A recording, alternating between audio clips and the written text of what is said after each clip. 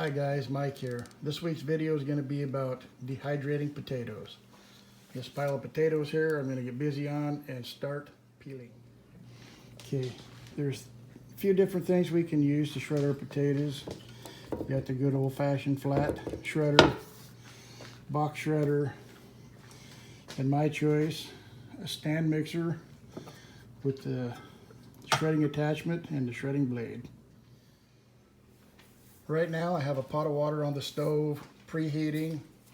I'm going to blanch these when I get done peeling and shredding them. So right now I'll start peeling them and I will put them in this water with some lemon juice to keep them from turning gray. If you find any bad spots in your potatoes, be sure to get rid of them. You don't want to dehydrate those and eat those later.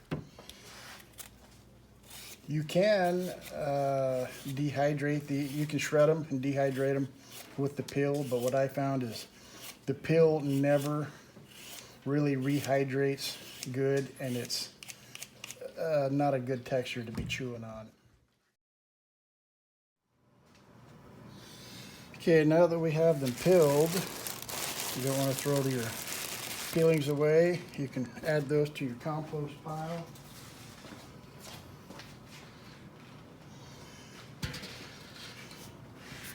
Have another pan of water. We will add some lemon juice to that. Don't worry, you will not taste the lemon juice on your potatoes.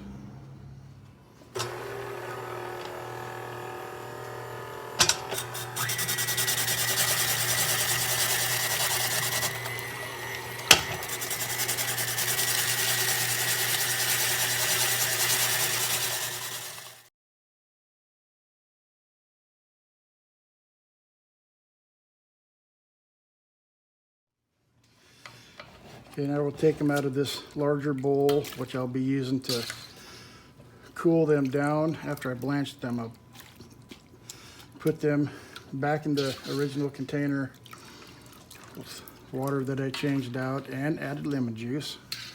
Probably going to need 2 containers to hold those, so I'll be right back. Okay, that big pan of water, I'm going to add ice to it. And with that, I will cool down the potatoes after I blanch them. Okay, I'll start adding my shredded potatoes to this boiling water.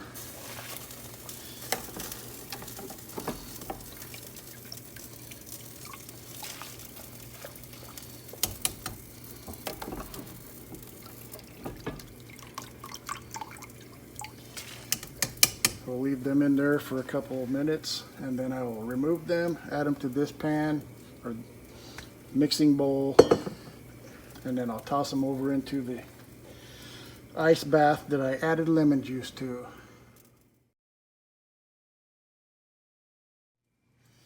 Okay, we'll take our blanched potatoes, add them to the ice bath. We'll just leave them in there until I get all of them done. Okay, we have the last batch done blanching. I don't know if you can see it on the camera, but the potatoes are kind of opaque. That means they're right at the right consistency. You don't want to overdo them. I've done that before, and then you wind up with little crumbled potatoes instead of hash browns or shredded potatoes. Now I'll take this over to the sink, drain the water off, and I'll start loading the dehydrator. You'll want to set your dehydrator to 125 degrees. I'm going to leave it off while I'm doing this because it makes too much noise and hard for you guys to hear me. So what we'll do is we'll just start loading the trays. I put pads in here that or screens, more like it. You don't want to put them in. You don't want to put them on your trays too thick. because when they do dry, it's hard to get them apart and still have them be hash browns.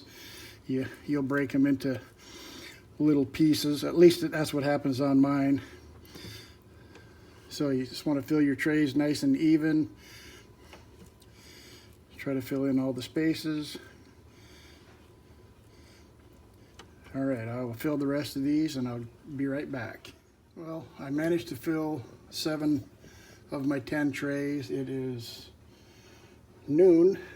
It says it takes 8 to 10 hours depending upon your dehydrator, so we'll see how this goes. All right, guys, it's been about 7.5 hours. I took them out of the dehydrator. You can see they're nice and dry, crumbly. I'll break them apart, you know, as gently as I can, and I'll put them in quart jars. Stuff a oxygen absorber in there, label them, and put them away.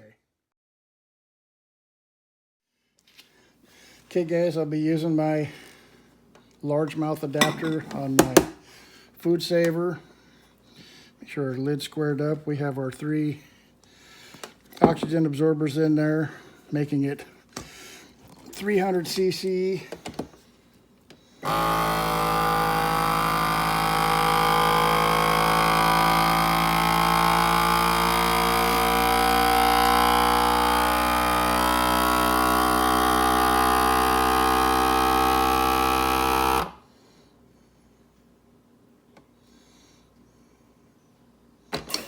All right, gently take this off so we don't pop the lid. Nice and sealed. We'll put the ring on it, label it, add it to our rotation. Hope you enjoyed.